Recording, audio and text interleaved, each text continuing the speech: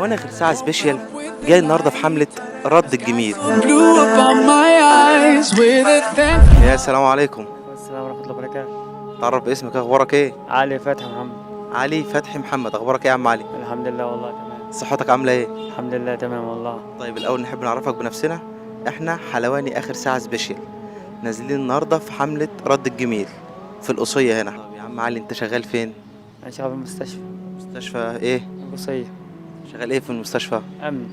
أمن. الله يعينك ويساعدك يا عم. متجوز يا عم علي؟ آه. عندك أولاد؟ معي بنتين. أساميهم ايه؟ أسماء ومكة. أسماء أمك أعمارهم السنية ايه؟ 3 سنين 10 شهور. 3 سنين و10 شهور. أمورهم كويسة. وزوجتك بتشتغل ولا قاعدة في البيت؟ لا لا في البيت. والدك والدتك؟ لا متوفي. الله يرحمهم يا رب. طب انت قاعد في بيت ملك ولا إيجار؟ لا هو البيت ملك بس يعني صغير يعني شوي.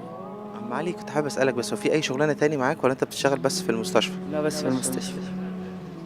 طب المستشفى دخلك دخل كويس تقدر تعيش بيه بتعيش بيه أسرتك؟ هو تعبان أقول لك مش تعبان تعبان خالص يعني.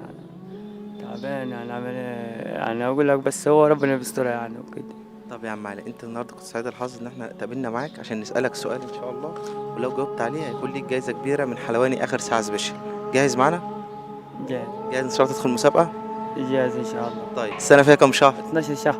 طيب والأسبوع فيه كام يوم؟ 7 أيام. بسم الله ما شاء الله يا عم علي، انت جاوبت صح يعني فانت كسبت معانا جايزة ان شاء الله، يا رب تعجبك كده ويا رب تكون مبسوط بيها يعني. والله أهلا وسهلا بكم يا باشا والله. اهم حاجة انت تكون مبسوط وتكون حياتك كلها سعيدة يعني وكده.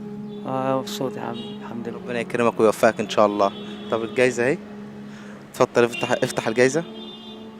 ربنا يسعدك ان شاء الله ويقويك كده ويقدرك ان انت تساعد اسرتك وتبني لهم ان شاء الله مستقبل كويس باذن الله. اللهم امين يا رب العالمين والله.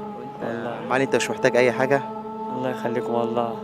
عاوز سلامتكم والله. اتشرفت بمعرفتك واتشرفت بلقائك جدا يعني. الله يخليكم والله وانا الشرف لي والله وانتوا ناس يعني محترمين جدا والله.